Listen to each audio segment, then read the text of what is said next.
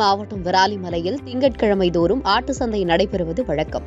அந்த வகையில் இன்று நடைபெற்ற சந்தையில் பொதுவாக 6000 ரூபாய்க்கு விற்கப்படும் ஆடுகள் 8000-க்கும் 8000 ரூபாய்க்கு விற்கப்படும் ஆடுகள் 10,000-க்கும் விற்பனை செய்யப்பட்டன. இந்த சந்தையில் விற்கப்படும் ஆடுகள் விராலிமலை மற்றும் அதனை சுற்றியுள்ள கிராம பகுதிகளில் இயற்கையான முறையில் வளர்க்கப்படுகின்றன.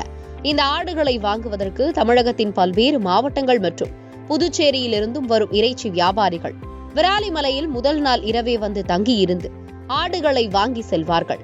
தற்போது பல்வேறு ஊர்களில் சித்திரை திருவிழா நடைபெற்று முடிந்த நிலையில் தற்போது ஆடு விற்பனை ஜோராக நடைபெற்று வருகிறது. விலையையும் பொருட்படுத்தாமல் வியாபாரிகள் ஆடுகளை வாங்கி செல்கின்றனர்.